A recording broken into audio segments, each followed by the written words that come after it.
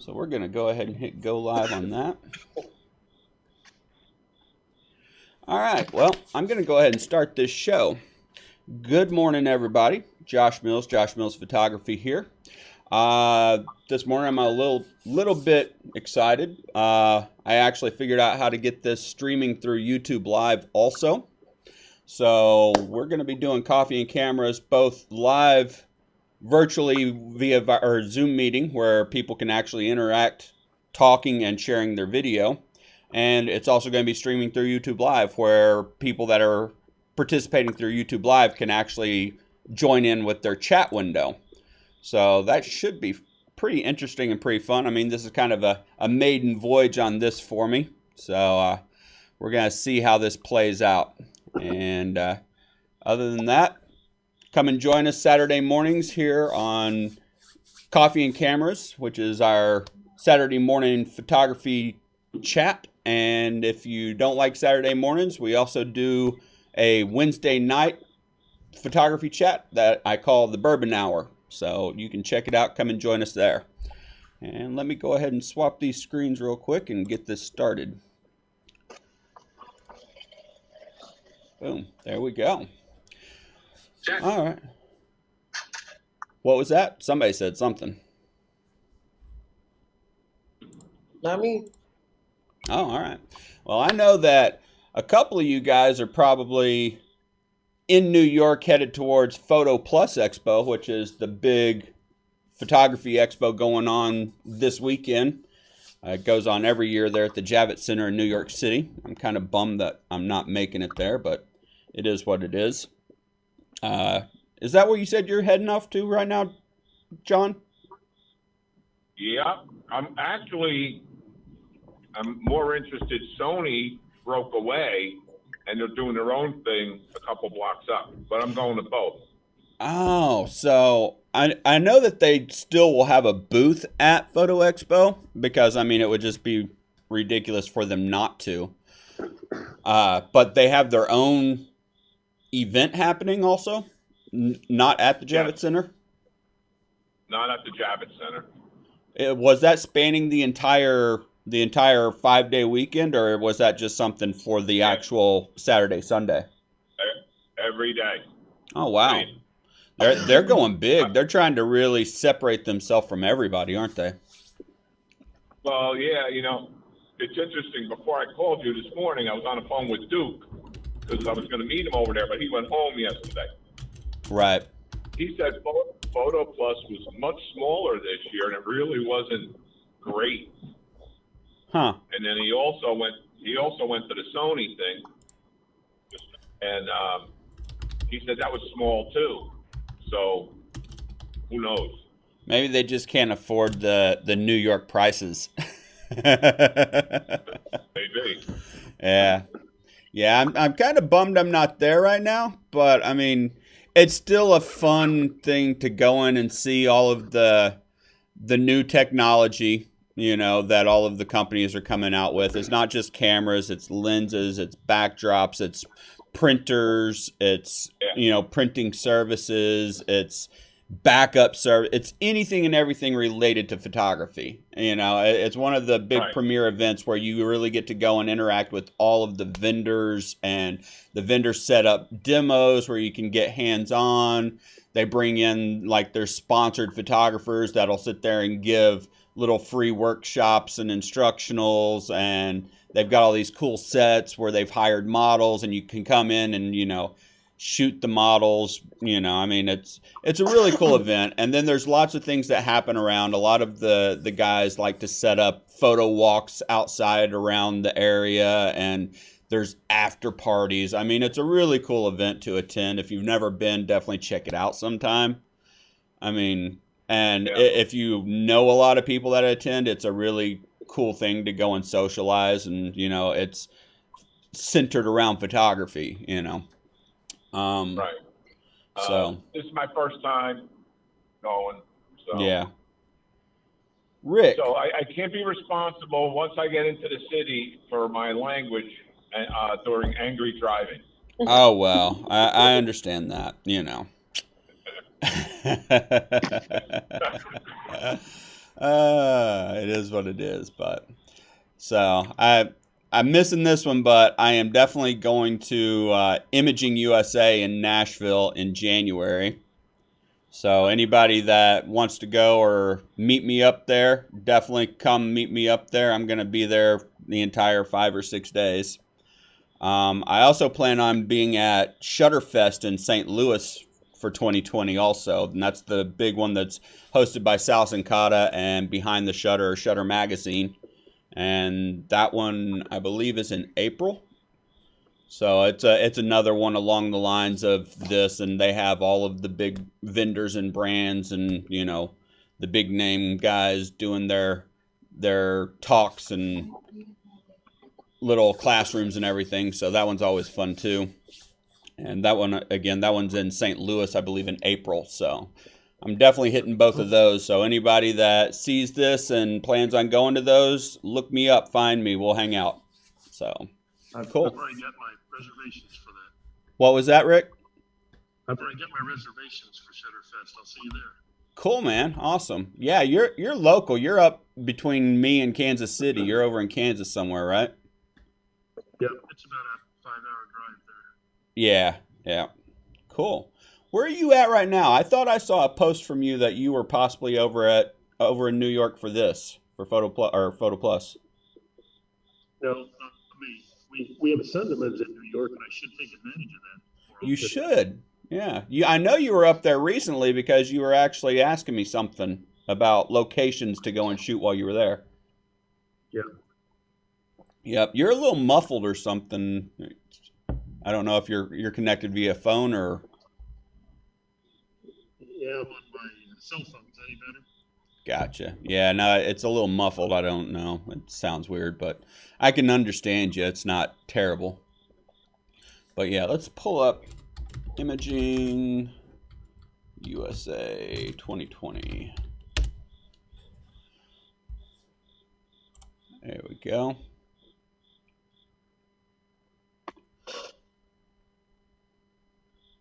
Imaging USA 2020, January the 16th through the 20th. Lots of people showing up there. And again, that's another one kind of like Photo Plus. It's going to be Nashville this year, which is an awesome city to visit, even if you're not going there for a conference or whatever. I definitely recommend checking out Nashville. It's just fun. You can't beat the environment in Nashville. It's one of those handful of cities that I just love to go and visit. Nashville, New Orleans, those kind of cities. It's just a really cool, like, relaxed, artistic, musical, environment. It just feels good to be there. So I'm looking forward to that one. Even though it's in January, which, good possibility it's going to be dead of winter. I don't care. It's still going to be fun. And then what else we got? Oh, Shutterfest.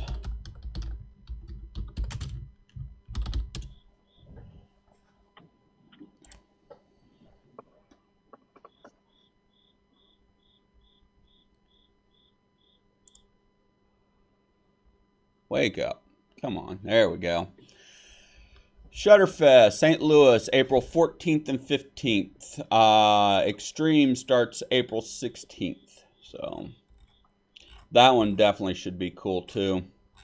As you can see, there's going to be lots of vendors showing up there. Some of the big guys. You got all your major brands, obviously.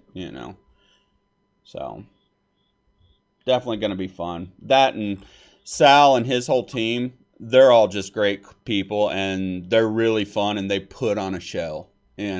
So I definitely highly recommend that one also. Yep. Cool. So what's going on, guys? What'd y'all do this week? I know that D'Arcangelo was sitting by a pool down in Jamaica all week, drinking alcohol and probably smoking cigars. But Yes. did you take any pictures while you were down there? We were in Montego Bay, so we did do, Jamaica is beautiful, but it's one of those islands that you really can't venture out on your own because you may not come back with your life. Yeah, So well, I mean, that's one of we're, those we're that I kind of feel that way if you're bringing your lady friend along with you. But if you're by yourself, they're less likely to do anything to you. It's kind of like the Dominican Republic. Every time I go down there, I usually venture into the middle of the island on my own. And they always tell you yeah. don't do that. But you know what? I find that those people are friendly and you find the coolest stuff away from the Yeah. resorts, you know? Yeah. So, I mean, so I spent most of my time at the resort. We went into town one day, but again, I did a sunset cruise, which was cool, and I got a couple of sunset shots. But from the hotel, I really couldn't do that. But I got some nice shots because they were over out on the left. But what I did do is I took a set of pictures when I was in the airplane hmm from above the clouds, and it was very cloudy. So I'm gonna probably post a full set of about 10 pictures after I get to edit them. hmm And it's really cool because they were popping straight up and stuff. So we'll see how they come out. Cool. Um, Did you do that with your Sony or just your cell phone? I don't know, the Sony. I shot Nice. through the window, and it was bright, so I was able to shoot at a lower ISO. Yeah. And I got some nice shots of the clouds. Which, Cool. I mean, look, a cloud's a cloud. Everybody could do it, but Yeah. once I edit it, they should be nice. And it's just a set, Yeah. nothing fancy. Cool. Yeah, the one thing I find But that's about about shooting it. from the planes, the commercial airliners, is there's always two Yeah, possible problems. The window itself, a glare doesn't really cause a problem because honestly, if you just throw a hood on or a cup around the lens and put it against the glass, you eliminate the reflection and the glare. It's just like shooting in an yeah, aquarium. They actually make these rubber hoods that you can put on the front of your lens that cups against the yeah, glass so it prevents the glare and the yeah. What I find is a lot of times the windows have not been cleaned in who knows how long, and they're yeah, not dirty on the inside, but dirty on the outside where there's no way for you to clean it. Or the other is yeah, your seating position is in a position where you're right over the wing, which obstructs the view for you. Which I mean, it's one thing yeah, if the wing's like out to the side of the frame, it gives that context of oh, I'm in an airplane. But when you're yeah. right over the wing takes up the entire frame, and it kind of ruins it. Yeah. So, Well, I got fortunate. I wasn't over the wing. what'd you fly first class? So, no, I wish I could have. I went on a group trip. So Uh, I had no control over that. But otherwise, I would have, tried to shoot, go for first class. But right, it is what it is. gotcha. So, but, Jamaica was nice. I was drunk most of the time, and got got some nice color. I look like the cover of Uncle Ben's Rice because I'm real dark with my white hair. Gotcha. So Cool. Cool, cool. So what'd you do this week, Desiree? When's your shoot? And they're at the studio. My shoot? Mm-hmm. I have a shoot coming up? At your dance studio. Oh, November 22nd and the 23rd. I'm sorry. Oh, okay. Yeah, I thought that was sooner than that for some reason. Yeah. I mean, this week, for the most part, I worked. And I was supposed to work last night at my second job, but I was exhausted. I'm like, I'm not going all the way out to Colmar to Hatfield. Yeah. So I just used that Friday just to hold still because I really don't have time to hold still a lot because I Right. always work. Mm-hmm.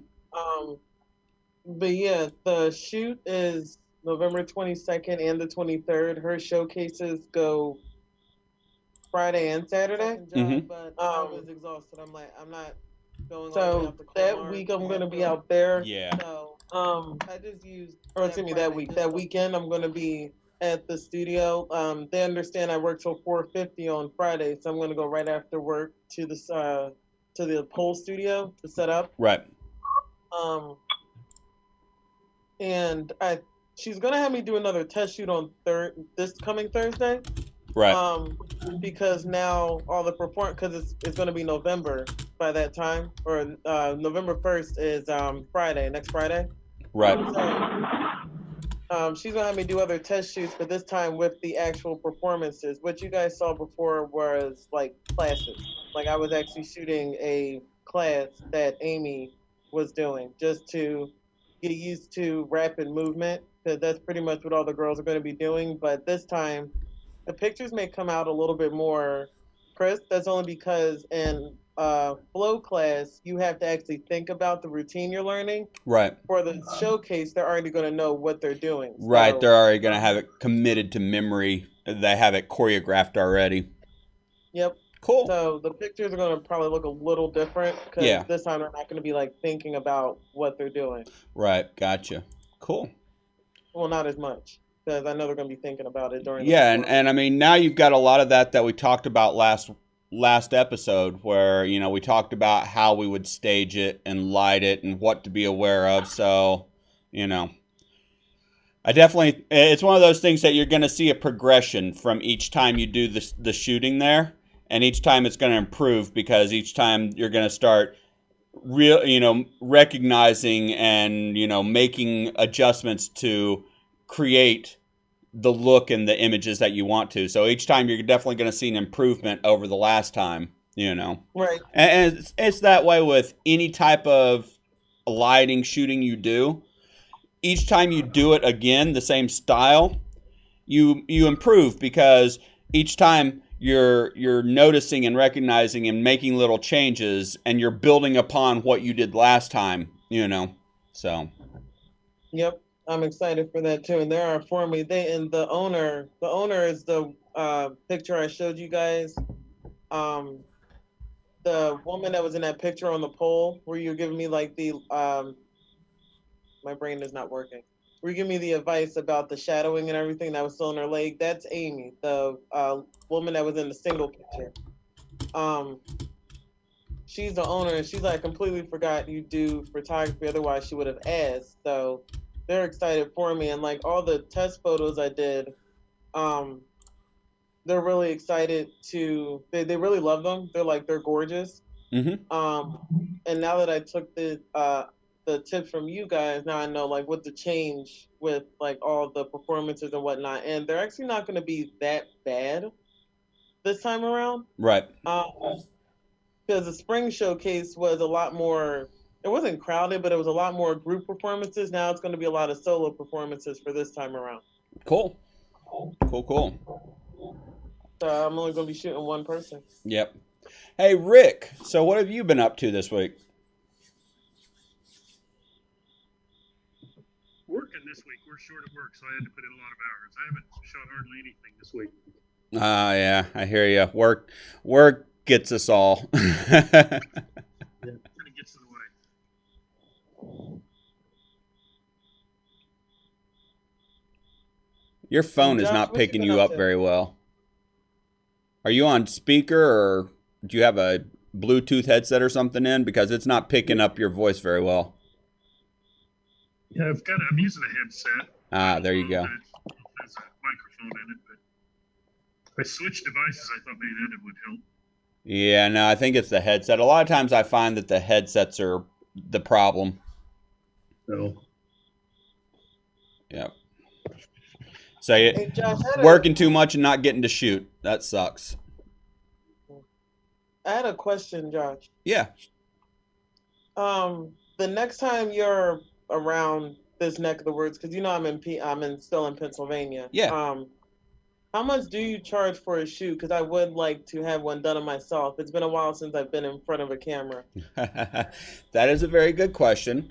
We will discuss the actual details of it not online and live, because basically the way that I charge for shoots is, yes, I do have a hourly or day rate, but I do not just say, oh, you want to shoot? That's going to be $500, because I can't Right. just do that because, then what happens when they go, oh, well, we've got, 10 people and we're going to want to do 5 locations and we're going to want 100 edits. And, then I've screwed myself. Right. What I do is I talk to the possible client. I say, all right, what would you like to shoot? What are your expectations? What usage do you want? What final product do you want? Digitals, prints, do you need usage rights for websites and advertising? Basically I get every last detail.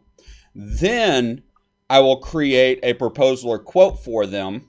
I also ask them what their budget is because I know that everybody's budget is kind of, different. We're not all on the same plane.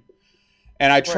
I try to create a package or packages that fall within that budget that provide them what they want, but that I still make, what I need to make or want to make, you know? Right. So it's kind of a balancing act in the pricing part of it. But yeah, I don't just go, oh, my shoots are this. And there's a lot of starting out professional or aspiring professional photographers that they make that mistake. They just go, oh, I do portrait sessions for $100. One, I'm not walking out the door for $100, because that doesn't even cover my time and gas to drive to and from their location. Right. So they make that mistake that they do these cheap packages and then they wonder why they can't even break even or they can't make any Right. money. They need to look at, okay, well, it's just like any other service or product. You talk to the client, you find out what their needs and wants are, what their budget is, and then you try and tailor a package that meets those needs and wants but still makes you money. So Okay. so yeah, no, we'll definitely talk about it offline. That way I can Okay. get the details of what you want and what your budget is, and we can definitely make something happen when I'm back up there visiting. That does lead into another thing I wanted to bring up. This is for John DiArcangelo. John has pulled the trigger and got himself a studio space. What township is it in, John? DiArcangelo? It's in East Hanover, New Jersey. East Hanover, Oh. New Jersey. Yeah, he just got himself He's beautiful. yeah, he just got himself a nice big industrial space there in East Hanover. It's a really pretty location. And he's building it out with backdrops and he's going to furnish it with studio lighting and triggers and everything and make it a fully functioning studio. And it will be available for people to rent. Or I believe you're also possibly offering memberships, right, John? Yes. Cool. Yes. Yep. And there's also going to be workshops happening there when people like me come through. I think Jenny B may be doing some modeling workshops actually there. That's in discussion. So it's definitely going to be a cool location, and it's actually a really nice area up in North Jersey. So. John, I'd like to do it because I'm up in Hanover a lot because me and Omar, the gentleman who wraps our cars, he is also Yeah. in Hanover too. Wrap that. So me and him were up there a lot, just getting stuff done to our car. His car is actually up there now, getting redone. But let me know when it's open. I'd like to either be a model or a photographer when you start hosting stuff there. Okay. Well, I really am not qualified to teach. I could teach like Lightroom and simple stuff, but for workshops it would be a guy like Josh or someone else. But we'll work all those details out. I'm looking to maybe in a month and a half, sometime in early to mid December, have an open house. Mm-hmm. So, and I'm also thinking about some of the things I'm going to do is tethering. So I like tethering, not for a shootout, but like for a workshop. Hopefully it'll be good. I'm working with Josh, so maybe he'll help me out. If he comes up, we're talking about it and get it set up the right way. Right. Okay. Um, Let me know. yeah, Have I mean, fun. tethering is awesome, especially when you're shooting in a studio. I mean, it's not something that you do for the participants of a workshop, because then you have the confusion of everybody trying to tether to the machine, whatever. But it's great Yeah. whenever you're actually doing your own projects, and it's also great as an instructor, because then you can actually tether to a larger screen so that anybody that's attending can actually see what's going on. So yeah, I mean that's actually a really good idea. I mean, typically I tether to a Surface Pro or one of my laptops, and I do it with Capture One. One thing I do like is, for the longest time I was doing it with the Tether Tools tether cable, a big 16-foot, USB cable. Tether Tools also makes a air tether, which is basically a remote unit that you've got a transceiver on that connects to your camera, and it actually hangs from a little tether, cable or whatever. And then you have your receiver that plugs into your device. So you're not dragging a cable around that, you can pull loose or people trip over or whatever. It gives you a lot more, freedom. And I haven't tested it out fully, but I believe that the specs say that you have up to 150-foot range with it, which is insane. So it's one of those that would be really good for like location shoots also, especially if you've got an assistant sitting there where they could sit there with your device, and while you're shooting they can sit there and make minor adjustments to the images as they're coming through, or it's great if you're doing a big commercial shoot where the client's actually on site, because then you can sit there and display and discuss your shots with the client in real time while you're taking the images. So tethering's an awesome tool. So Yeah, and I'm gonna tether probably. I was thinking about wireless also, Josh. Mm-hmm. To like a 60 or 70-inch TV. Yeah, I mean, tethering to the TV is one thing. I still would say tethering to a device is much more useful, because basically that allows you to actually tether directly into the your processing software like Lightroom or Capture One. Whereas tethering to a No, TV that's is what more we're of gonna just do. a It's gonna live be view. set up. So what you Yeah, do is basically set gonna up be. a device that is then using your TV as a second monitor. That way you can just Yeah, display. that's what I'm gonna do. Yeah, That's what I want to do. I know some people that they call it tethering, but they're literally just connecting to a TV with an HDMI from their body. So it's just showing, basically what's on the back of the camera. But Yeah, whenever we're no, talking about tethering, not I'm doing. thinking more of actually tethering into your processing software, so that the image files are Yeah, transferred in real time, and you can sit there and make your adjustments and tweaks, and right then and there in real time, live on a big display. So yeah, that's what I'm gonna do. That's what I want to do. cool. Um, Also, Desiree, you do wraps up here. I Yes. have a big garage door that rolls right into the studio.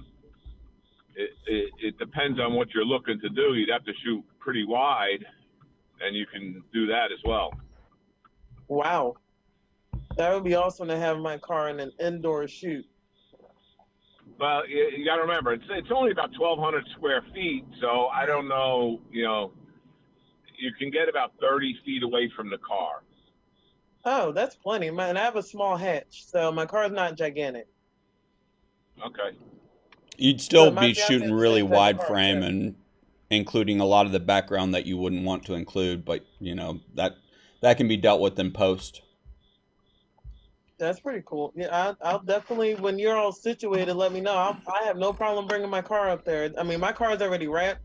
The person who does my car, and Omar's car, he also is in Hanover. So whenever I get my new wrap done, which is probably going to be in a couple months, because the purple's going, it's going to still be a purple theme, but it's going to look like about a half and half on my car.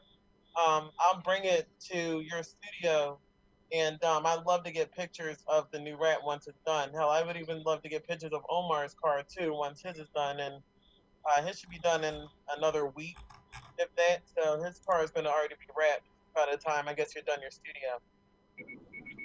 Okay. Cool, cool. Yeah. So Gosh, I just picked up Tom. He's in the car. Hey, what's up, Tom? How you doing? Good. Good. You been out shooting any sunset or sunrises? Yeah. No, not in a while. Not in a while. Yeah, you been out flying that drone? A little bit. Yeah. Cool, cool. That's one thing that I've still yet to get into, and I keep telling myself, you should buy a drone. One more thing to keep myself occupied and throw confusion into things, but I'd figure out a way to plot it and set it to fly on its own and just record while I'm doing other things, so I wouldn't actually have to fly it while I'm. Josh, I sent you a picture. Oh no! You sent me a picture. Jenny. Oh, look, there is the bee. Miss Jenny B. Nice. That was from her photo walk in Hoboken? my goodness. I think it was like in June or July or something like that. I know it was over the summer. Yeah, back in Hoboken. Right there on the waterfront looking towards the city. Yeah, it was Cool. really pretty. Yeah, I like that background with the purpley hibiscus. That's cool. And it was very windy that day too, so that's why our hair even looks like that. Yeah, I mean, looking at it here, and it may just be my monitor, it looks a little bit underexposed to me just in general. Yeah. The light is very flat, so I feel like, you either had her in shade or it was overcast. Overcast. There was I was about going to say probably overcast, because usually if it's just in shade, you still get a little bit brighter contrast because you'll have a brighter ambient out in the open area. So you'll get an ambient side that is brighter, and here it's really flat. So, I mean, that's not a terrible thing. It gives you a nice soft light across the board. But I would say maybe jump back on Lightroom or Photoshop, whatever you're using, and just bump up the exposure a little bit. Okay. Actually, you know what I would say is probably right there in the curve slider, in Lightroom, because you're on Lightroom, right? Yes. In the curve slider, that it's the square right there, and it's got the histogram with the bar across it. Yep. Okay. Over in the bottom right corner, there's the white point slider. Okay. Okay, if you grab that and slide it to the left and do it slowly, what'll happen is it will brighten up the highlights and down into the midtones a little bit. So you'll keep the nice deep blacks and shadows there in the background and in her hair, but it'll just lighten up her skin and, the lighter parts of the image. So it'll actually give you less of that underexposed look, but it'll give you more of a contrast. It's basically compressing the dynamic range so that the darkest parts of the image are still dark, but then it's lightening up the brightest parts or the lighter parts of the image. So yeah, just that white point slider that's on the bottom right corner of the curves window. Just slide it to the left, do it slowly, and just watch. You'll see you'll see her skin and everything lighten up. It's almost like bringing life to her, but it'll still keep the blacks and dark areas of the image dark. So you'll get a nice contrast going with it. Okay. And it's not the same as doing like an S-curve, which I know a lot of people have, heard the term S-curve, where you add a couple points to that line and you brighten up the brights and bring down the darks, and it keeps the midtones. No, I'm talking about literally just grabbing that white point slider, sliding it to the left gradually, and you'll just see it kind of opens up the image and brightens everything, and just, it makes it nice. I would show you, but I don't have a Lightroom catalog even available to open because I work out of Capture One primarily. So, but yeah, it's okay. Actually, you know what? Let me do this. I can do it in Camera Raw. So I'm just gonna grab your image real quick. Okay. And I'm gonna open it up in Camera Raw.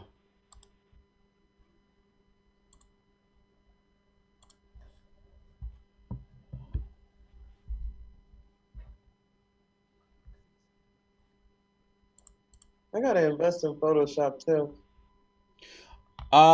Did you buy Lightroom or are you on the CC plan? Omar bought Lightroom. Oh, yeah. I mean, there's a photographer's bundle on Creative Cloud that includes Lightroom and Photoshop CC, both of them. And it's not that Okay. expensive. I mean, it's like 10 or 15 bucks a month. So, Oh, yeah. that ain't bad. All right. So, let's open this up in Camera Raw. Camera Raw and Lightroom are basically the same thing. It's just Lightroom has a much prettier interface, but it has all of the same tools to it. So your curves right here, right? Right. You can actually, let's do point. In Lightroom, you'll see a white and dark point, which are these little arrows underneath right here. You don't see Yeah. it here on this display because this is just the camera raw. But basically the same exact thing is I'm just going to take the white point and I'm going to drag it to the left. And you see how the image brightens up? Wow. Yeah. Now what I'm doing is basically this is the histogram and this is a graphical representation of your image. So this is the darkest part of your image. This is your midtones. These are your highlights, right? Yeah. So basically what I'm doing is I can see that the entire image, there's not a whole lot up here in the highlights. So that tells me that, yeah, this image is, underexposed. So I'm actually just going to take the white point and I'm going to drag it right over here to about where the graph falls off. And that's going to let me Right. know that I'm getting into, the colors and making them bright. Another thing you can make sure and do is turn on your clipping warnings. So there's these up here in the actual histogram, there's your shadow clipping and your highlight clipping. So if you Right. turn those on, you see how there's this red patch on her shoulder. That means that I've Yeah. actually clipped that highlight. So I can just back it off until that disappears. So now I've actually added a lot of brightness to that image without, destroying anything. And yeah. Okay. Oh, And that's a if you want to brighten up the midtones a little bit more, you can always grab a point in the middle like that and then just lift it. And that will open up your midtones also. So you see, I slid my white point over to just where the image colors start without right. clipping anything. So I turned on my clipping warning. And then I grabbed a point right here in the midtones and I just pulled it up to open up the midtones. But I've kept all of the nice dark shadows here in the background and in her hair. Yeah. So now, if I sit there and toggle that back and forth, you can see how much I've really opened that up with just one quick small adjustment. What a difference. Yeah, and I mean, it's one of those that, I always tell people it adds life to the image. So, Right. and it's one of those just getting good exposure. A lot of people don't understand that getting good exposure will actually make the image look better. They're like, well, I intentionally wanted it underexposed. Well, there's a difference between underexposed and still getting a good exposure for that underexposure and, Right. just being underexposed. And whenever you have a very flat light, just shooting underexposed just makes the image look dull. So you Right. still want to get a nice exposure for your midtones and highlights whenever you have a flat lighting. All right? That works perfect. Yeah, that's everything. Yep. Yeah, and that overcast was a pain too. Because it was about to rain during her photo walk. Yeah, Everything started to get darker and darker I and darker. understand. Looks like we got John Harville jumped on over here from Southern California. How you doing this morning, brother? Hey, good morning. Good morning. Drinking some coffee and going to head out to Vegas here soon for a Oh, fitness shoot. nice. That's cool. It's what time is it out there right now? Almost 6 o'clock in the morning? Now it's 7:41. Good God. It's 7:41. Oh, you're only 3 hours behind? Oh yeah, you are 3 hours behind. I'm thinking East Coast time still. I'm set after 16 years of being on the East Coast that California was 4 hours behind. I, I sent you some images in your in Messenger if you want to look at them. Oh yeah, But I'll definitely pull them up right now. We're just sitting here chatting, so. Yep, yep. yeah, I, I got up. I was trying. I was on the YouTube Mhm. and then you can chat. So I was like, okay, let me. Yeah, there's actually a chat window that you can type in, but it's not the same as being able to, chat verbally like this. I mean, that this I like, because it's real-time chat and we can just talk and you're not typing back and forth and there's no delay or lag. The YouTube thing I just like because there's a lot of people that just are on YouTube and they like using YouTube and they like the YouTube live and whatnot. So it's one of the Yeah, things I just wanted to incorporate it to open up the audience even more. So yeah, if you're seeing this on YouTube and you actually want to be on and actually chat like we're doing here, you can join us on the Facebook group, which up in the top right hand corner of the screen, you will see the address for my Facebook group. And I actually post the Zoom link to connect in with your webcam or from your phone or whatever, so you can actually interact live via video or your phone. So, oh, yeah. What's up, John? oh, that's cool. I didn't know that. Yeah, I'm streaming both through Zoom now and through YouTube Live. They're both going at the same time. Oh, okay.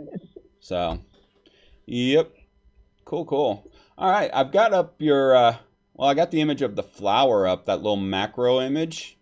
That's pretty Yeah. cool. What'd you shoot that with?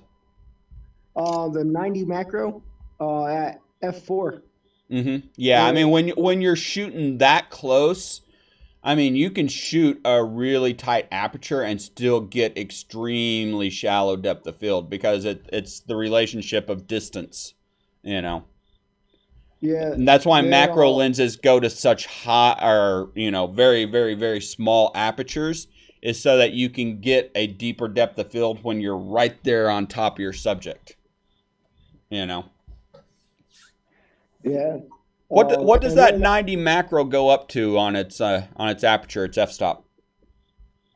it goes from I think from f2 2.8 to f22. 22? Yeah.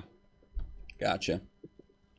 Yeah, I could probably shot it at 5.6 or and probably 6.3 because You I had probably the could have light. shot it at 16 and it still would have had a lot of that background blurred out Yeah, because you were so, on top of that subject and it's right there forefront and there's nothing else, nearby it. So yeah. that's what I was saying is when you're shooting macro, you're so close to your subject that your aperture can be very tight and you're going to have a very shallow depth of field because it's all relevant to the distances between your sensor, your subject, the background. It's all relevant to the depth of field.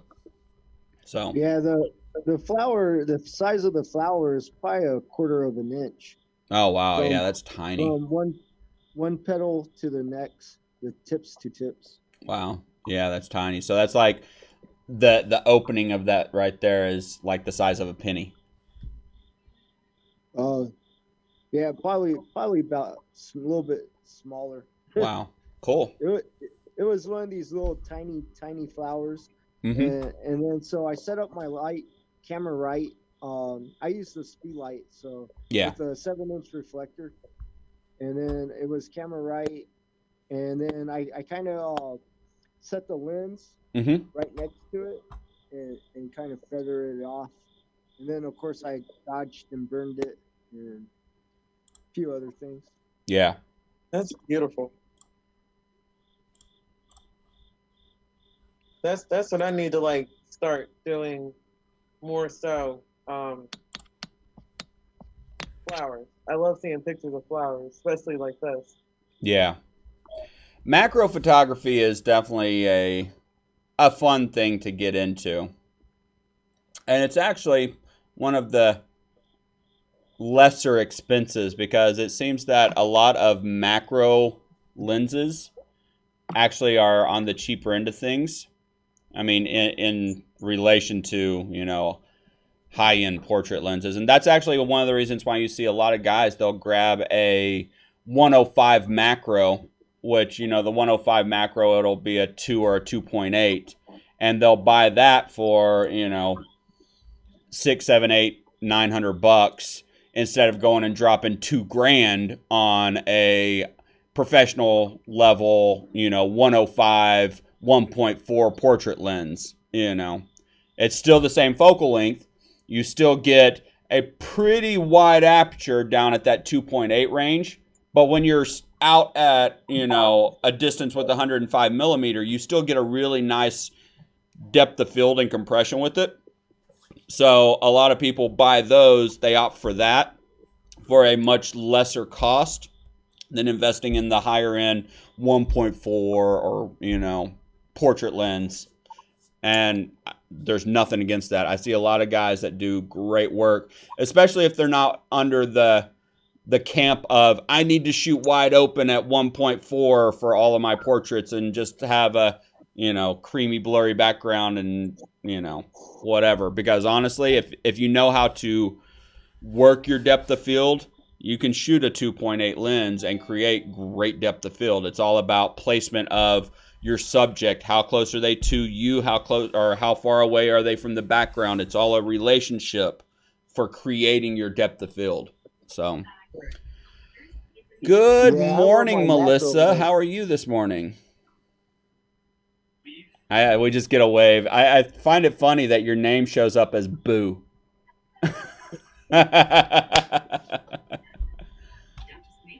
Because you're not my Boo. Whose Boo are you? Just a general Boo. It's a photography group. All right, John, you sent another picture.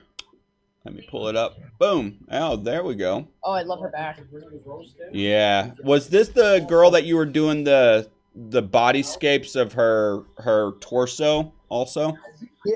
Yeah. Huh? Very cool.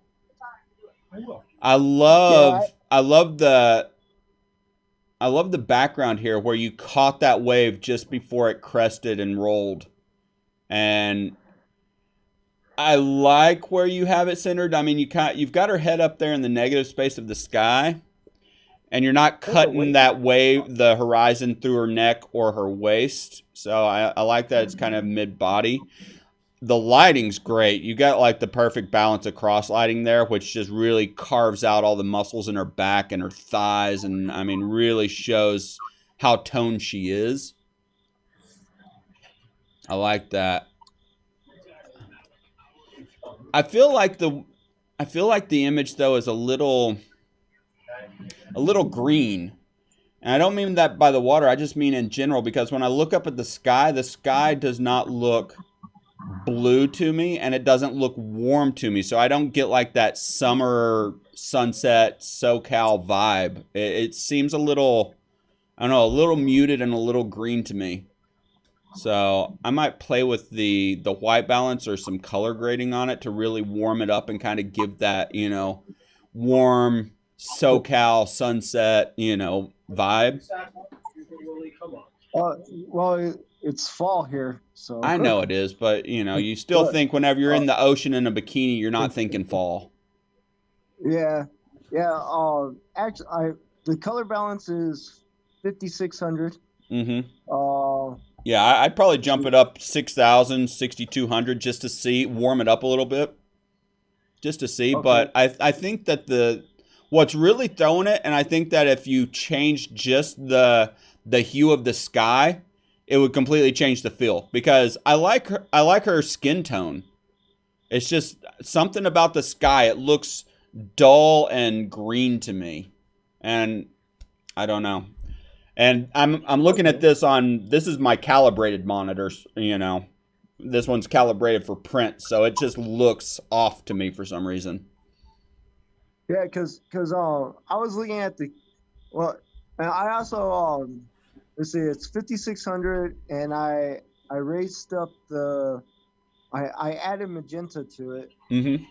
So on my calibrated monitor, and I probably have to recalibrate mine because I haven't calibrated it in like 3 months, Yeah. and usually I recalibrate once a month, so it might have a greenish tint to it. Yeah, I mean, I may go into in Photoshop into the camera raw filter, or I might even do it. You're working in Capture One, right? Or are you still in Lightroom? Yeah, I'm in Capture One. Yeah, I might go into the color balance, and actually, if you go into advanced color balance, there's a little dropper tool. Actually, I don't have one open right now. There's the little dropper tool, and you can actually sample this area right here, and it'll sample just that hue of bluish green, and then you can change the hue of it. I would maybe tweak the hue and then bump up the saturation just Oh, okay. to make the sky a little bit more vibrant, you know? Yeah. I would probably bump the saturation first so I could see what I'm really doing to the hue, and then change the hue from there. Okay. Yeah. And then I might actually, because I can see that the water and waves back here actually have that really nice, ocean green. This was my favorite part of the entire I video. might actually bump the hue on this and maybe lighten up the water and make it more of a complementary teal. I wouldn't want to make it blue, but just change it so it's an even better complementary color to her skin tone. Yeah. And you know what I'm talking about. You're an art guy, so you understand the complementary colors. So your teal green is going to be complementary of your orange, and yeah. So I wouldn't want to go funky with it and make it look unnatural, but I'd just make me do some little tweaks that would just make things pop a little bit better. Oh, okay. Yeah. Cool. So what you been up to, Melissa? What you been shooting?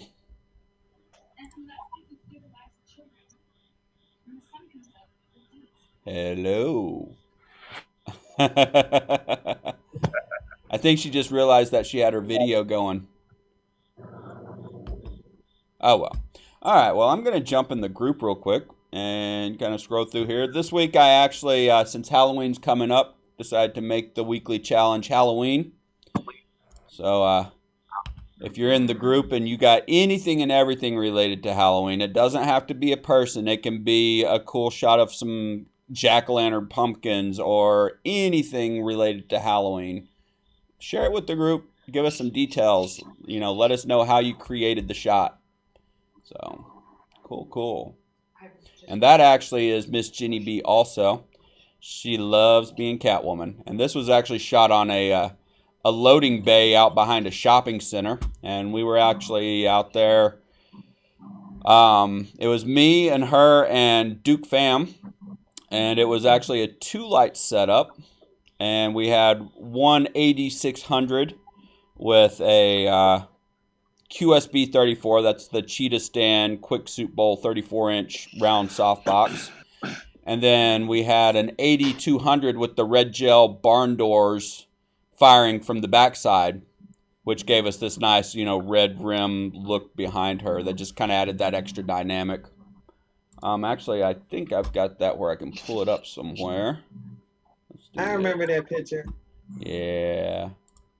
I don't think I met you yet, though. I think I already met Jenny in person, but I remember that picture.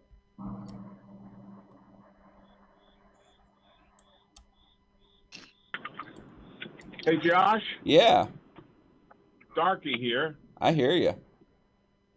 I am at the Javits Center. Uh-huh. Getting ready to go park my car. So everybody have a good weekend. All right, brother. You too. Have a good weekend, honey. Bye-bye. Bye. Have fun, man. There we go. Yeah, so this is actually that shot without all the wording on it. And I think I've got a behind. Yeah, here's a behind the scenes. So here you can see that we had an 8600 with the 34-inch QSB. And then up here we actually had a little 8200. And this is something I actually like doing with that, because you can get the 8200 package that has the little gridded barn door that has like 4 different color gels that are magnetic that pop into it.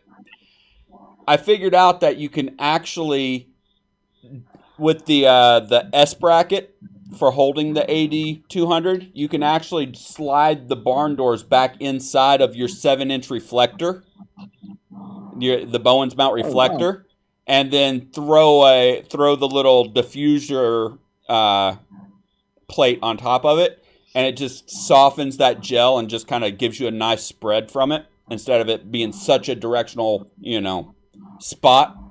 So that's my little tip for the day. You can actually throw that little barn door gel 8200 inside a 7-inch reflector with the S bracket. Oh, cool. Cause I need to get some gels, cause I'm doing a gym shoot at one of the gyms here with the same girl that I just been posting, and then her friend.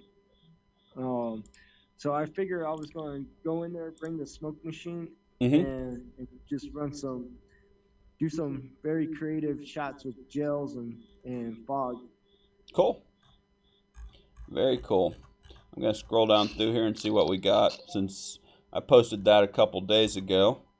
That's a pretty cool artsy composite there from Terry.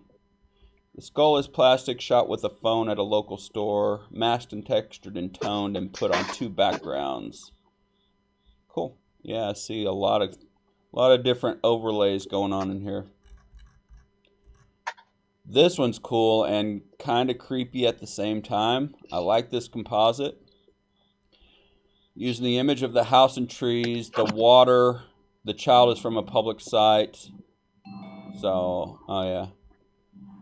The reflection of the child was simply a double layer flipped down. The tone through the image was generated via my processing program, Affinity. Cool. Affinity Photo. That's another cool program to work with. I really like how, he composited this all and created this scene. I think that if you were going for the whole like Halloween creepy thing, you could definitely do that by really darkening down the house and everything back here in the background, and it'll just completely change the vibe of it, and then it would be like a creepy movie, the kid walking up to the old creepy house before the ghouls come out. That would be cool. All right, Matt Doroshow. I cannot pronounce people's last names. I'm sorry if I mispronounce your name. He does some other graphic digital art, but he also does the photography for it. That's a really cool Red Riding Hood with a werewolf in the background. That's pretty cool. That's cool too. I like that.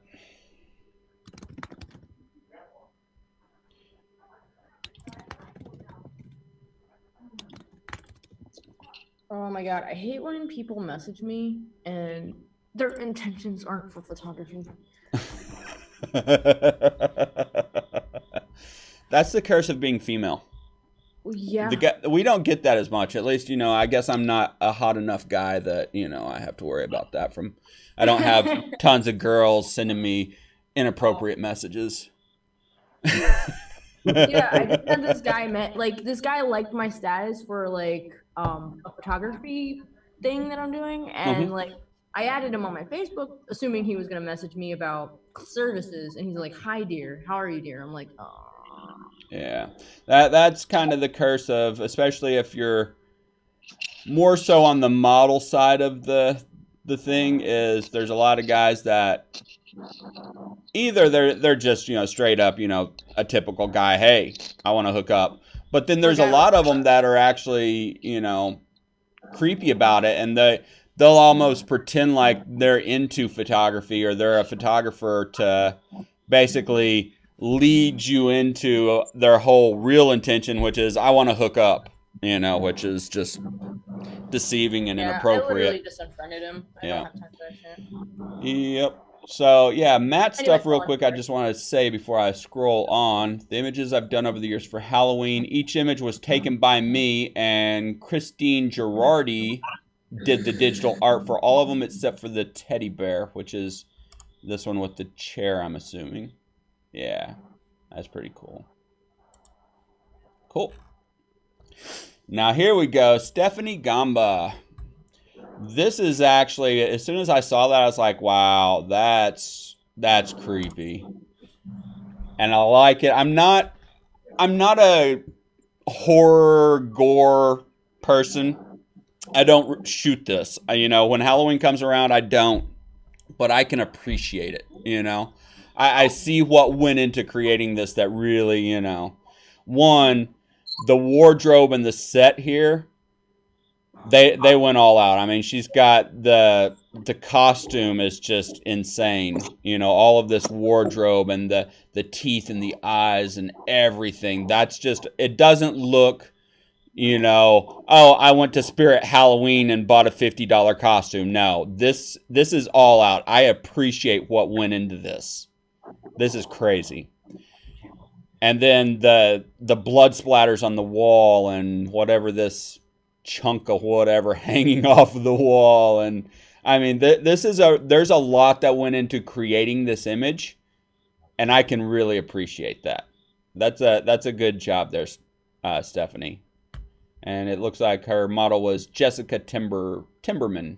So shot in a very dark room with an 8600 Pro on my bottom right, which gave her that upward light.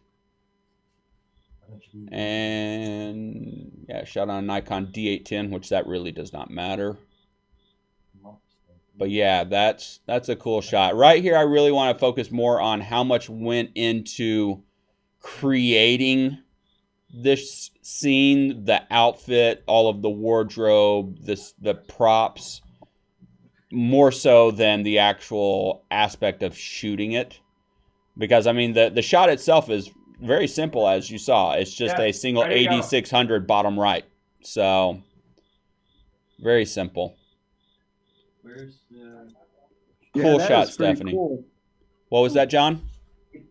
So yeah, that's pretty cool. Be cold? Yes. I gotta do a pinup shoot in March. Mm-hmm. The people who I'm shooting, they're getting they're gonna rent.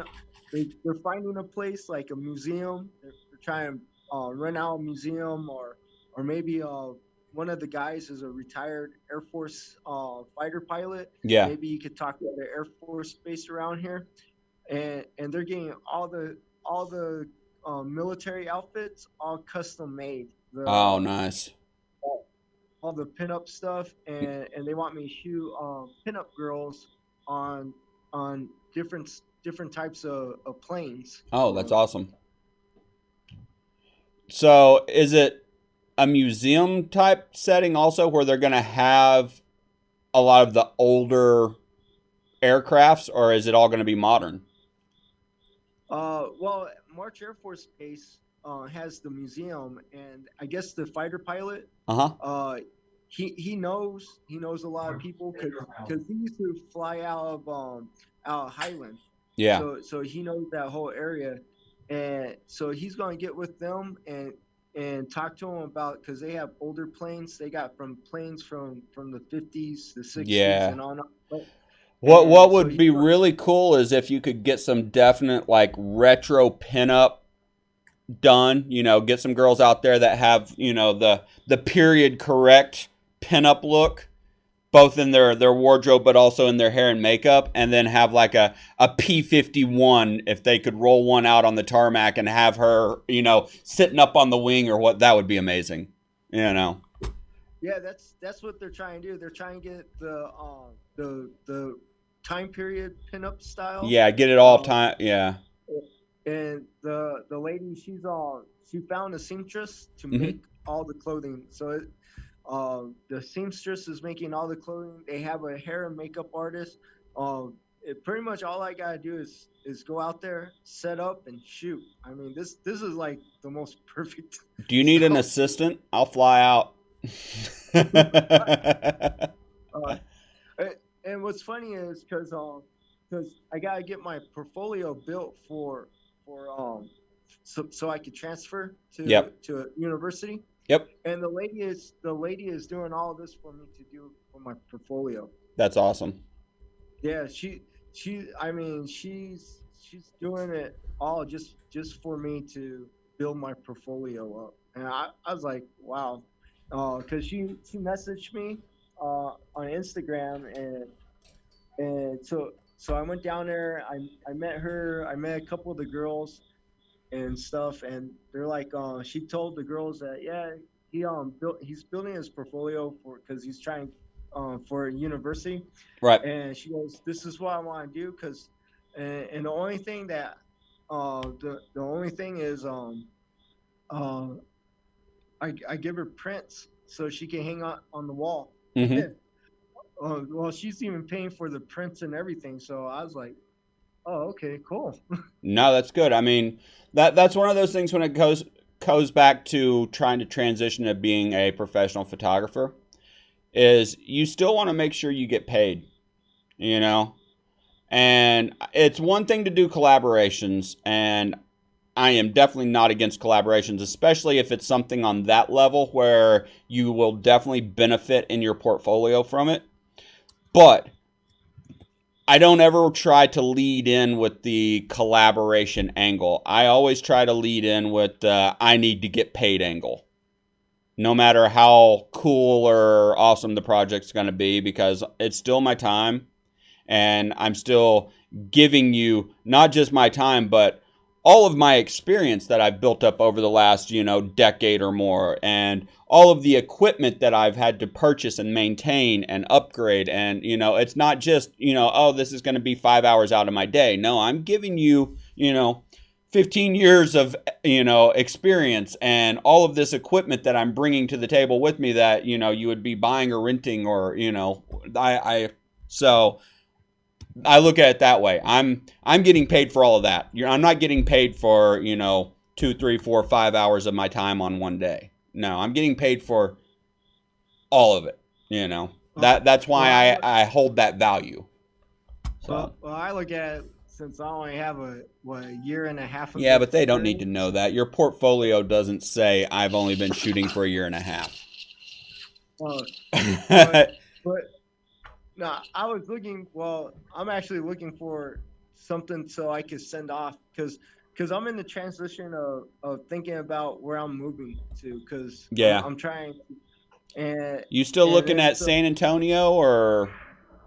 I'm thinking still about San Antonio, but I don't want to be so close to my mom. It'll drive me crazy. So I'm looking at you know maybe I was looking at Myrtle Beach too because Myrtle Beach, I love the beach. Yeah. I looked at Corpus Christi, but they have Corpus toxic Christi was water. nice 20 years ago. Now, Yeah. So everything keeps on leading back to San Antonio or in that area around San Antonio. Yeah. Move out west of San Antonio, out there towards Palomino. That area is gorgeous. And like Bernie. Yeah. Yeah, I don't think I can afford Bernie. No, I mean not in Bernie, but out that direction where the landscape starts to change from, the lowland to the higher desert type. The Palomino Canyon and everything's like northwest of there, and it becomes like it's that transition from southeast Texas to West Texas, right in that area. Oh, okay. Yeah, I know what you're talking about. Where it changes from hill country into the desert area. Yeah, you go from hills into plateaus. Yeah. There's actually places out there. Oh yeah. I mean, there's not big cities, but you're still close enough that you can be into town in no time. So.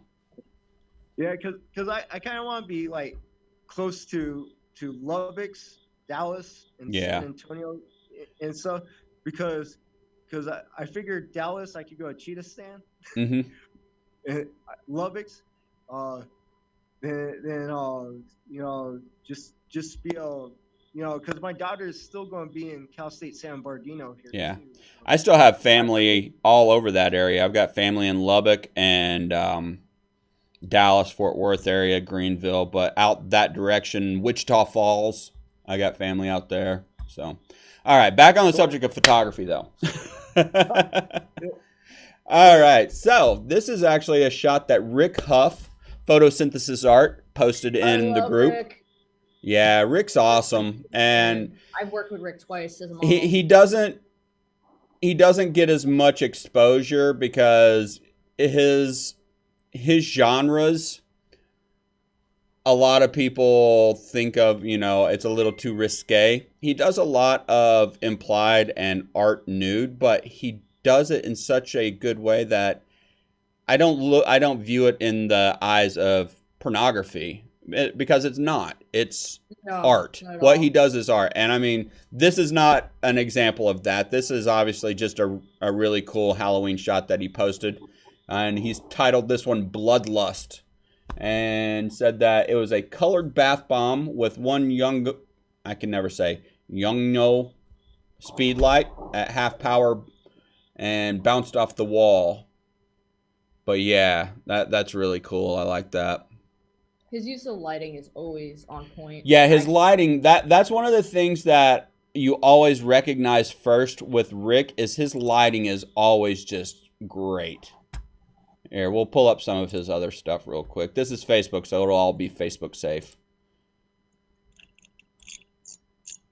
But yeah, like this right here, love it. I love just how he carves out with light.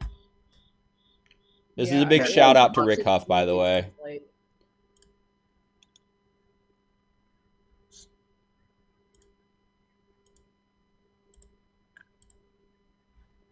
Yep. All right, back to the group. I sent you a couple things. Okay, cool. Let me find that. My messenger's going off. I just have to... Yeah, if you send me something, tell me you sent it, because other people message me that aren't actually on the chat, so that way I'm not pulling up something I might not want to show everybody. Ah, cool. Very cool. That's just window light, right? Oh, yeah, no. What's this warm light that I see reflecting in the front of the mask? That's photoshopped. Oh, that's Photoshop? All right. Yeah. So it is just the window light? Yeah. Cool. Yeah, that's very deceptive. That almost looks like maybe you had like a candle or a lantern or something back behind you that was throwing these highlights and warmth on the front of the face, but that's just Photoshop. That's cool. Yeah, I manipulated it in there. I just took the saturations on the orange and just brought the saturations on the orange. Right. And then just kind of painted it in it. Mm-hmm. I might say in the post, I might try to actually darken out the curls on this side of the head, because it actually kind of draws me over there to where there's nothing. Gotcha. And have her just fading into the dark even more. It's really cool. I like it. It's got such a creepy vibe to it. Yeah, it's pretty unsettling, but it's Halloween, so. Yeah, exactly. No, I like it. That's what I was asking for. I was like, I want to see Halloween. I want to see what y'all got. So. There's another one above that. That's a little more like artsy, but Halloween-y. Ah, cool. Maleficent. Nice. And I'm assuming that the smoke was a Photoshop. Oh, yeah. Oh, yeah. Very cool. I like the way you approached creating this image, because it is a very shallow depth of field, and obviously the primary focus or subject of this image is the apple, which is what is in focus. But you still have her in the background, and the focus, the shallow depth of field, is not so much that you can't see the silhouette of the horns and the shape of them and the headpiece. So it absolutely makes sense. That is Maleficent. But your primary subject in the shot is that apple right up forefront of the shot. I like how you created that composition. That's really cool. And then adding the smoke in it just, gives it that extra little, something. I like that. Yeah, it's super Halloween-y, super fun. Uh-huh.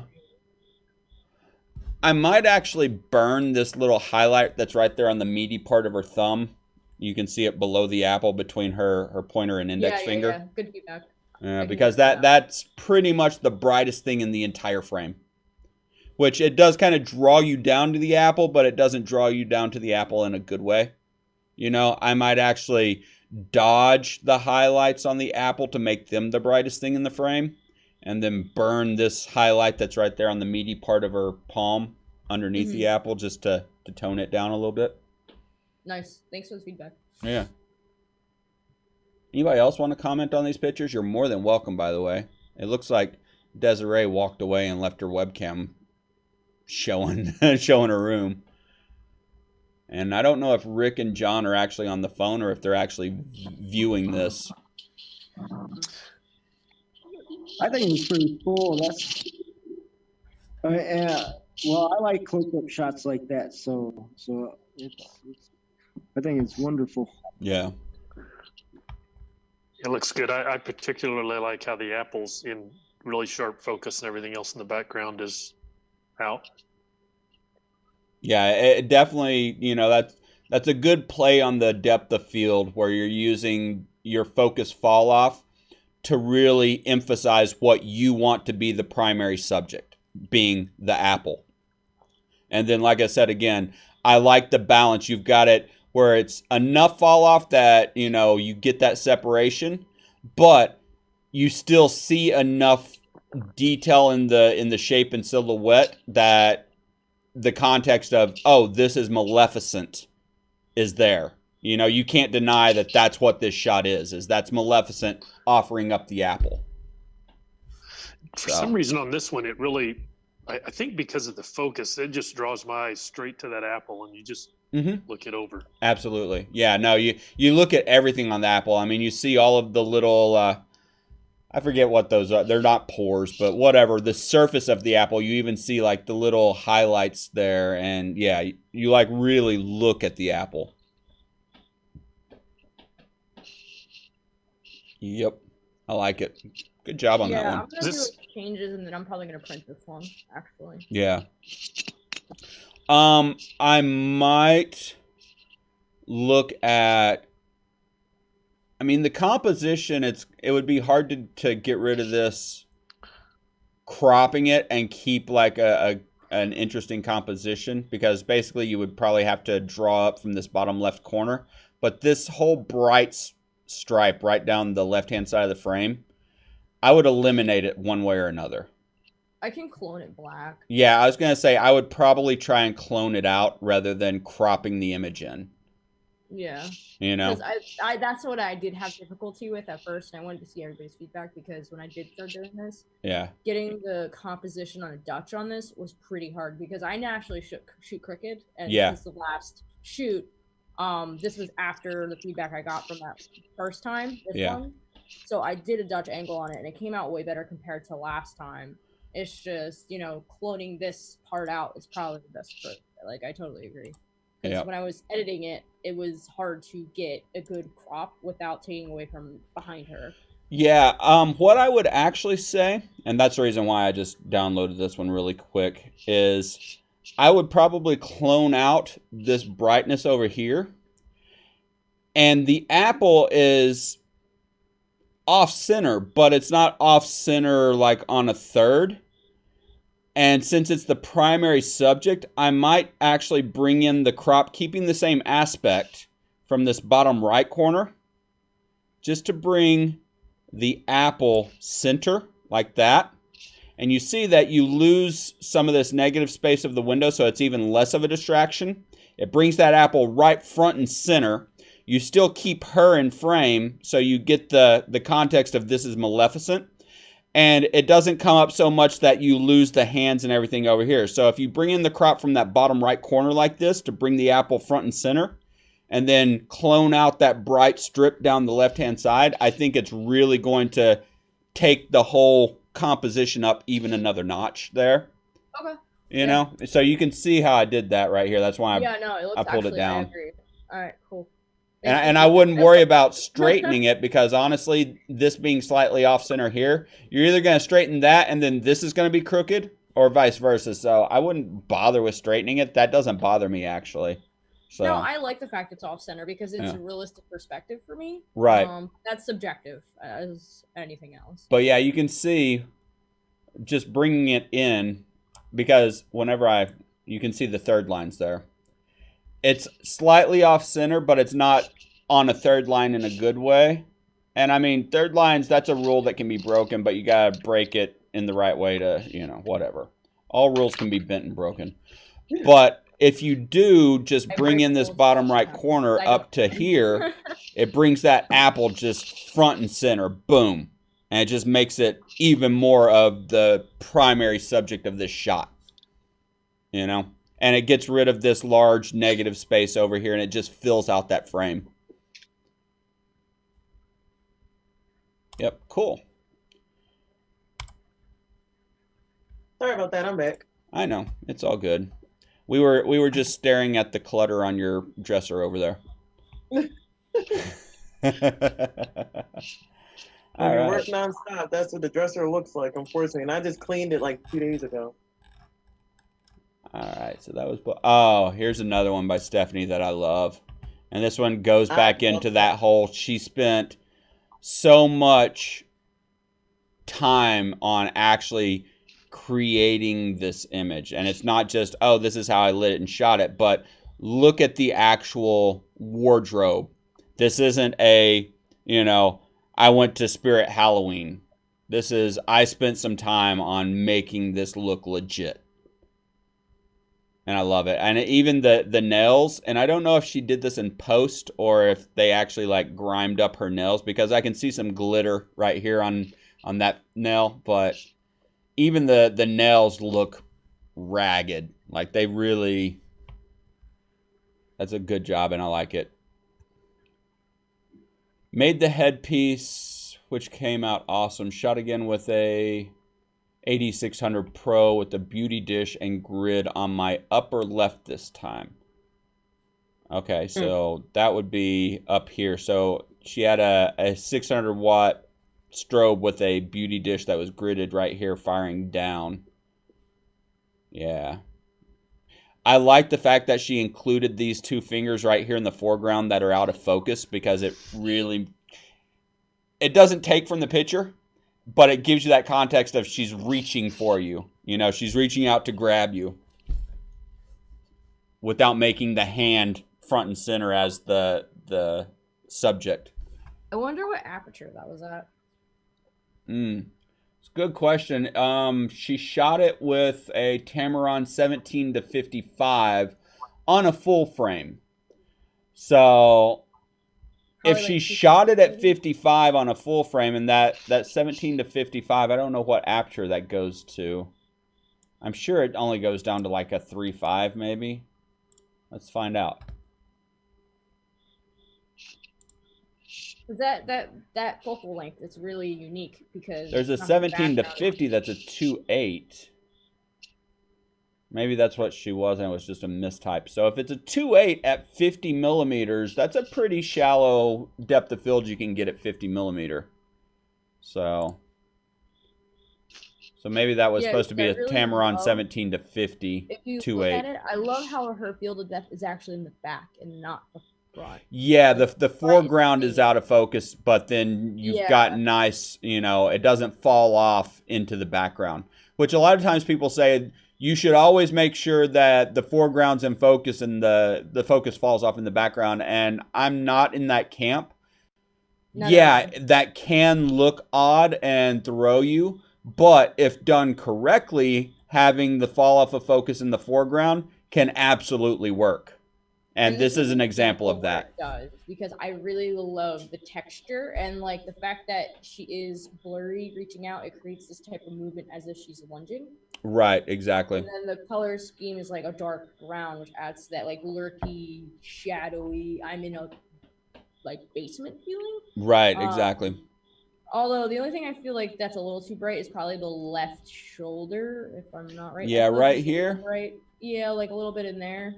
I would dodge that down maybe just a bit because I would really rather focus on the mask rather than the hand. Yeah, and honestly, the whitest parts of the mask still are the brightest things in the image. I do understand what you're saying here, and I think a lot of that has to do with that shoulder is probably one of the closest things to the actual light source. And being a white fabric, obviously, it's going to bounce the most light. But honestly, the clean parts of the bandages here are the brightest things in frame. But yeah, I can see how maybe just toning that down just the slightest bit might draw you into the face even more. Yeah, I'm not even saying a lot. I'm saying maybe like 20%. Yeah, I mean, very just a subtle tone down. Yeah. Yeah. I would actually like to see the right here around the red cross maybe brought up just a little bit. Not the entire hat, but just, you know, right here. So do like a little gradient, just a little pop of exposure right there on that cross. You know, just to bring it up. I still love that shot. Those two shots, whenever she posted them, I was like, ah, there we go. That's what I wanted to see, Stephanie. So. Cool. I mean, not many people have posted the Halloween stuff yet. Everybody jumped on the black and white, though. So I have to take some Halloween shots. I don't have any Halloween shots. Steve. I haven't talked to Steve in a long time, actually, it seems. That's a very cool shot. And this one, I'm torn on this because I don't know if the focus is supposed to be on her or if it's supposed to be this little scorpion jewelry chain thing on her hand, which that is the focus in my opinion because of it's what's most in focus and it's also the brightest thing in the shot, you know, which then to me makes me ask, why did you include all of this negative space around it? You know, I probably would have brought, if that's actually the intended subject right here, I probably would have brought the crop in from the top left down here to where you eliminate all of this negative space on the left-hand side and even this above her head, maybe bring it down to right at the hairline. So yeah, you're still including her face and the window, but you're getting rid of all of this negative around here. But that's, again, if this is the intended subject right down here, the scorpion.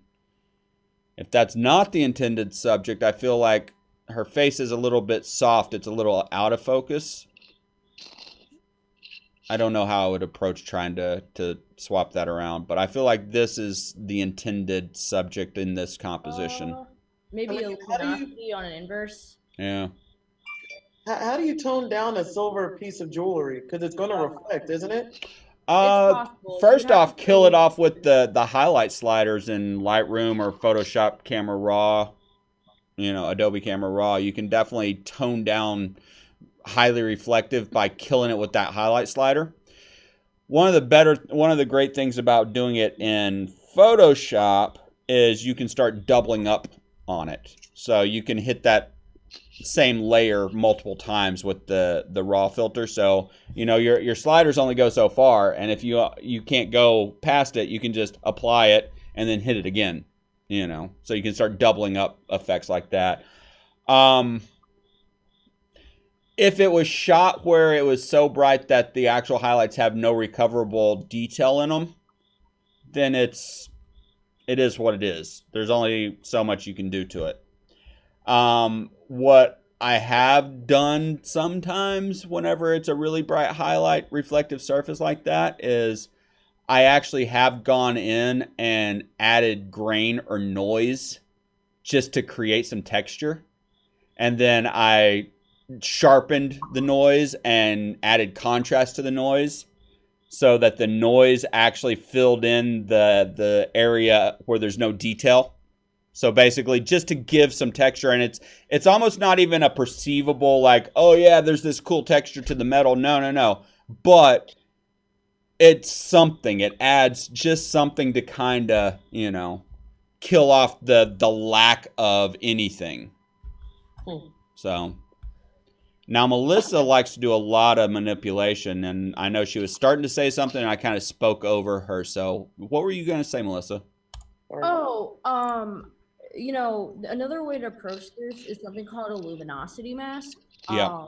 It's an advanced technique in Photoshop, so if you're not familiar with Photoshop, I really wouldn't recommend it. But what you can do is you can take the luminosity of each section of the image and then swap it. Yep. So when you swap it, you can actually inverse this entire part of the medallion. So the dark would be the light and the light would be the dark. Yep. And actually, if you have the actions that I posted in the group, I actually have a luminosity mask action that creates all of your luminosity mask channels. So that's what that's in there for. And I'm not going to get into how to using it because that's a whole nother beast to talk about. Yeah, it takes about 2.5 hours to set up an action. Yeah, and the action, I got it to where it actually breaks it into 18 zones of luminosity. I have a 7. 6 highlights, 6 mids, 6 darks. So wow. Yeah, I have like 7. It's like 2 each because I really never needed anything beyond that. Yeah, I set it up more for the landscape people. Oh, okay. So I really went. It does 18 zones. You've got 6 highlights, 6 midtones, 6 darks. So I mean, you have for an HDR like that, it would make sense. But for portraiture, I don't think you would need no more than 8. No, exactly. But I mean, it's already created for you, so you don't have to do all the work yourself. And it doesn't matter if you've got 3 zones or 18 zones. You can pick at what you need to work with. So, yeah, sure. Yep, cool. All right, let's move on. Oh, Kwame. And we talked about this on previous episodes, so I'm really not going to jump back on the ones we discussed in other episodes. I'm just going to scroll through and make sure we don't have anything else I didn't hit on. I have a bunch of stuff to send over. What was that? I can send you a bunch of crap if you need more stuff to go through. Well, I mean, it's actually 10:30, so I'm not really looking for anything to fill time. I have no problem cutting this off before 11 o'clock. I just, sometimes we get on a roll and it just keeps on going and going and going, but Josh,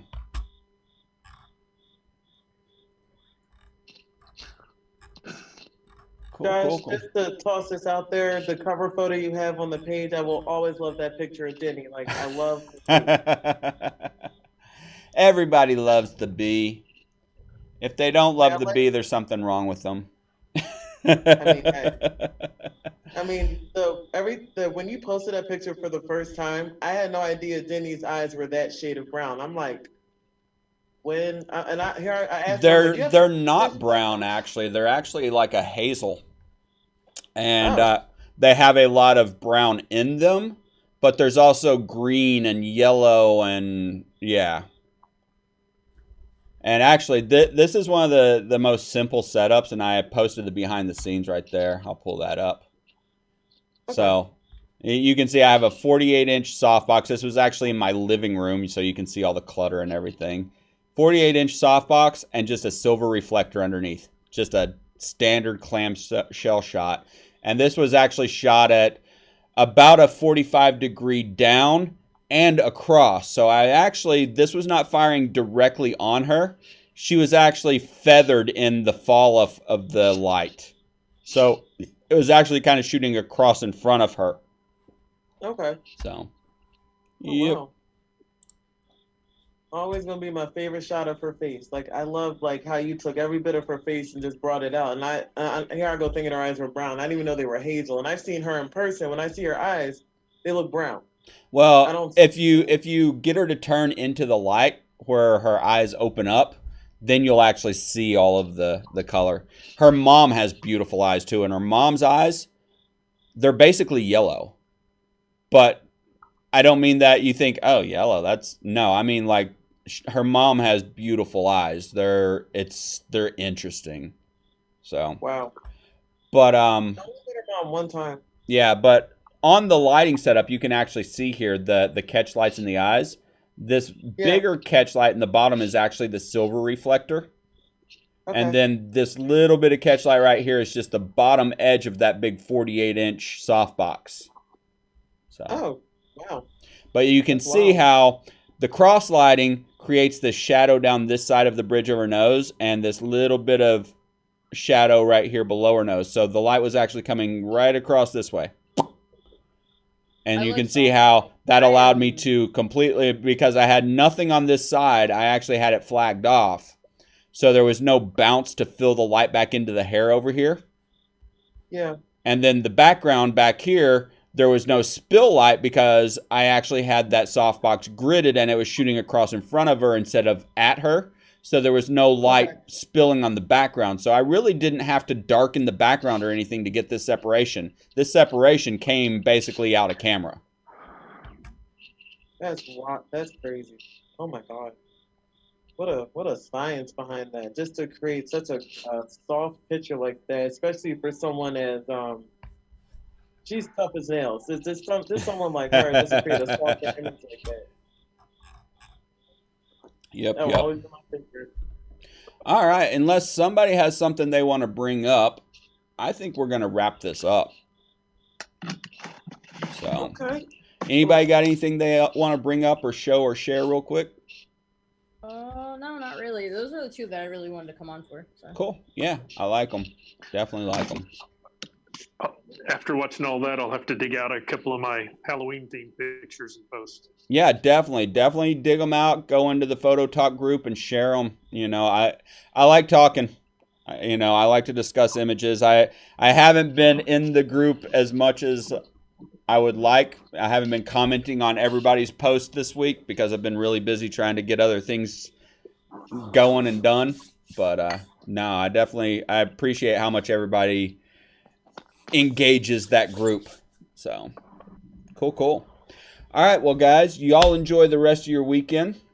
We're going to sign off here on Coffee and Cameras. Anybody that's watching this or watching it recorded, you can always join us Wednesday nights, 9 o'clock Central Time, same place for the Bourbon Hour, which is just another photography-related group chat. So y'all have a good weekend, all right? Thanks, Josh. Bye. All right, have fun. Later, John. Later, Rick. Later, Melissa.